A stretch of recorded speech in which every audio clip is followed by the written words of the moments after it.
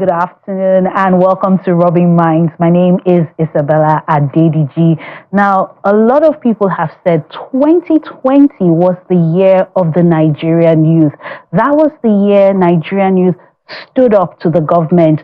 We can all cast our minds back to the 2020 protest at the Lekki Gate. People just came together across different tribes, ethnicities, religion, all came together to protest for good governance. They came with their demands. Now, 4 years later, can the Nigerian youth reprise that same energy, that same level of organization in coming together to demand for good governance? Now, to discuss the Nigerian youth, to discuss if Nigerians are really ready for protest, I'm joined by a human rights lawyer in the person of Inibehe Effiong. Welcome to Robbing Minds. Thank you for having me. Thank you for honoring our invitation. And also joining us via Zoom is a good governance advocate in the person of Joyce Daniels. Welcome to Robbing Minds. It's good to be here again. Thank you for having me. Glad to have you on the show. Now, I'm going to go straight to Inibehe, and I just want you to cast your mind back to 2020, NSAS, the protest. Do you think that young people can organize themselves that same way in 2024, as there have been a lot of murmurings, a lot of WhatsApp messages, a lot of messages going around about a possible protest? Thank you. I think for me, the lesson from NSAS is that when Nigerians, particularly the young people of this country, galvanize and organize towards a common purpose, they can achieve a lot. If there is one thing that we have learned from NSAS, it is that the ruling elite, the political class, is terrified by any form of organization by young Nigerians. Now, the NSAS protest witnessed for the first time, at least in my adult life, where young people came together across different parts of the country to demand police reform.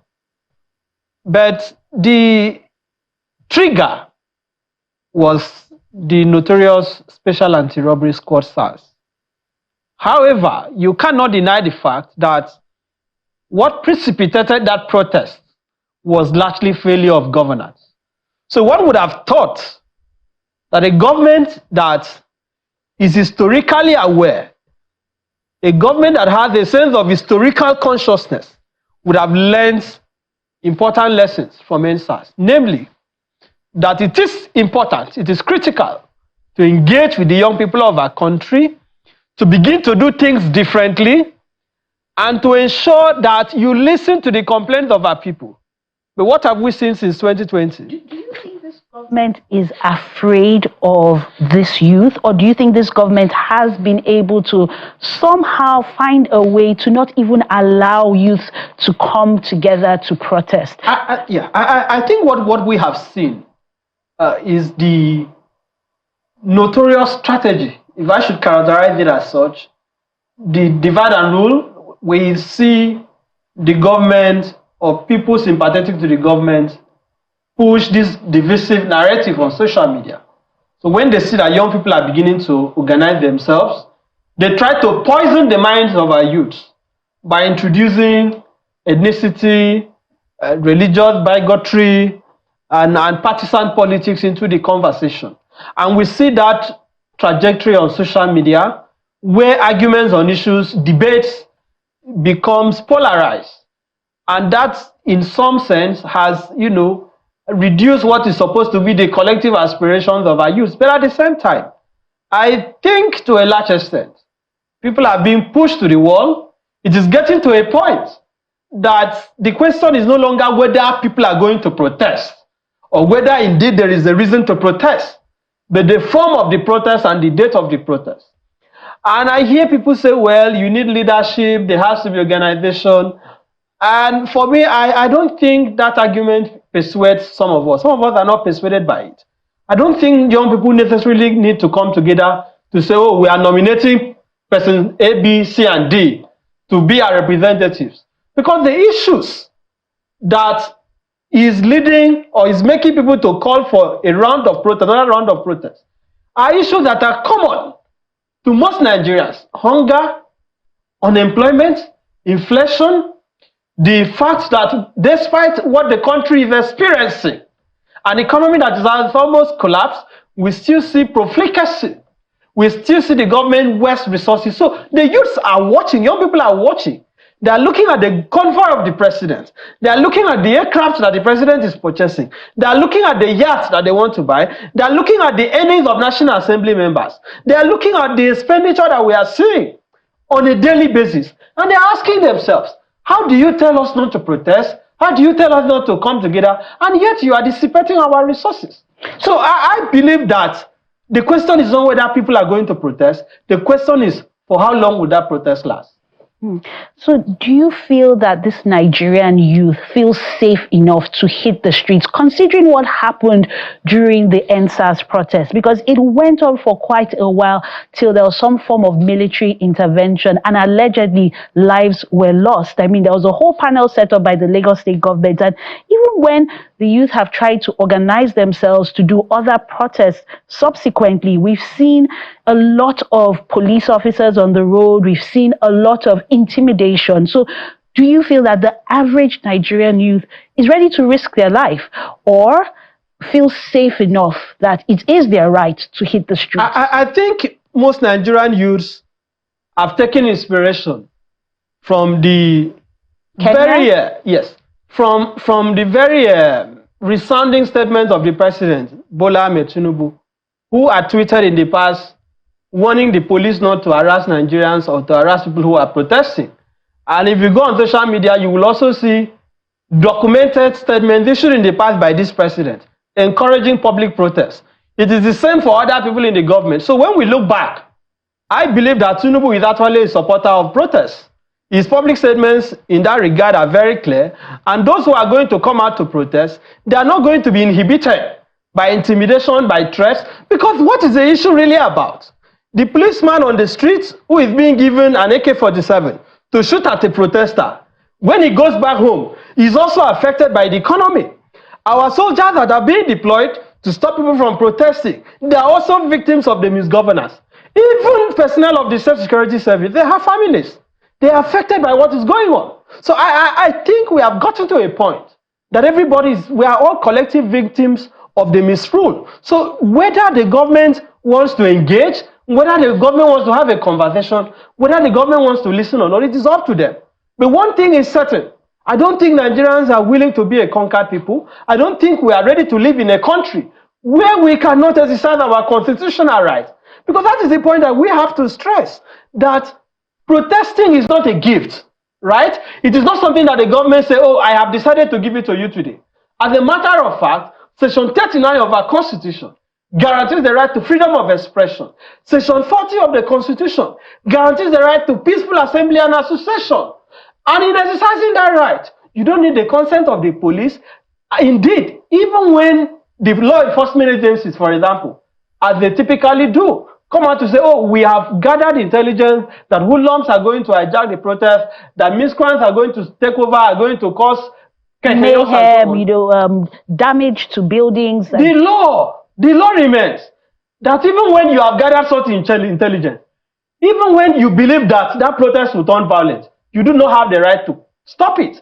And this is an argument that we have fought and won in courts, including the case of Inspector General of Police and ANPP, where the then General Buhari led members of his party to protest. And the case of, Charlie Boy Oputa and Inspector General of Police, the courts have made this clear. So even when you believe there will be violence, people still have the right to protest. And this government needs to respect the rule of law. I'd like to move to Joyce Daniels. I'd like you to weigh into the conversation around the readiness of the Nigerian youth to protest. Are Nigerian youth ready? Are they going to hit the streets? And if yes, do they need to be organized, or as soon as it affects everyone just needs to come out of their own volition? Thank you, Isabella. I think Nigerian youths are indeed ready to protest. Around me, I hear a lot of younger people say they are ready because they're just tired of being, as it were, sidelined. The word is, they feel like they're not cared for, they're not listened to. I think my colleague in the studio has said a lot already. They feel like the government just takes advantage of youth and doesn't care. Like, make una try now, do your worst, that kind of thing. So many are indeed ready.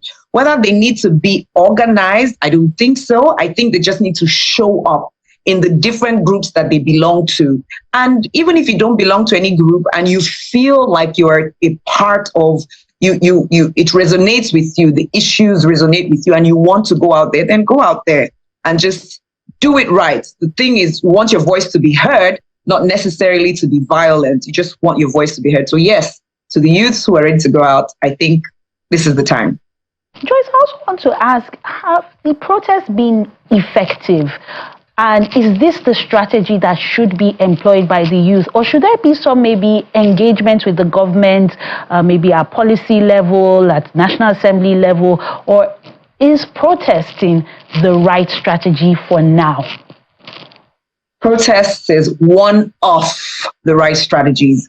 Yes, there would be engagement. Yes, people have been writing open letters. Some groups and civil society organizations have been reaching out to government to engage. And protest is just one of many other tactics that can be employed in the strategy to engage government. Okay, I'll move to you, Inibehe. Are protests really guaranteed to give results, going by what we've seen in the past?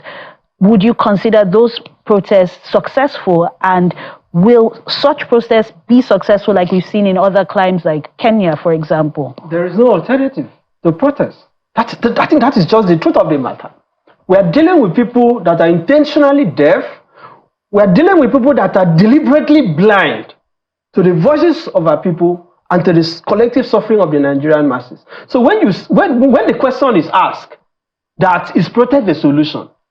You can also ask, it's a rhetorical question. Because if protest is not the solution, what is the solution? Are we going to go to the National Assembly? We are not lawmakers. Those right, like Joy said, writing letters, engaging with lawmakers. Who are you going to write the letter to? Are you going to write letter to people who don't even have the time to read? Because if they have the time to read, they should be conversant with the problems of the country. And what is the debate even about? It took protests to end colonialism. It took protests to end military rule. It took protests to end apartheid in South Africa. It took protests to even bring the APC to power. In 2012, the whole country was shut down for 2 weeks. President Tinubu supported it. Those who are in this government supported it.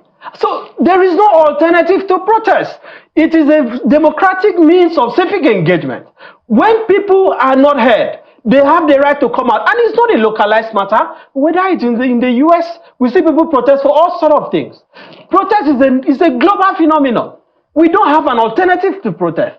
Particularly, 1 year has passed. Nigerians have been patient. We've given the president 1 year. Because it's not just about the president. So Nigerians need answers now. And one way to listen to a government, in your own words, that is deliberately deaf and blind, is to hit the streets. I'll move over to Joyce. And right now, I want you to address the issue of polarization. Inibehe had already spoken about it, where people are polarized on political lines. For example, Bayo Ononuga, a presidential media aide, has accused the 2023 presidential candidate of the opposition Labour Party, Peter Obi's supporters, of planning anti-hunger protests on August 1st, claiming they aim to create chaos in Nigeria.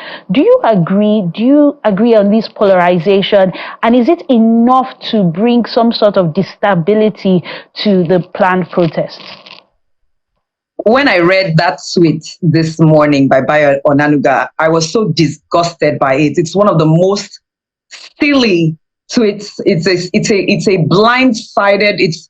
It's inconsiderate to say that only supporters of Peter Obi are interested in protesting. We have videos rife online by APC members, APC supporters, APC apologists, Tinubu supporters, who are also going through the crunch in the country and are calling for better governance. They're calling for better transparency. They're calling for cost of governance to be cut. So for Bayo Onanuga or anybody else to, zero it in and polarize the discussion is playing on the intelligence of people, and I think it should be discouraged.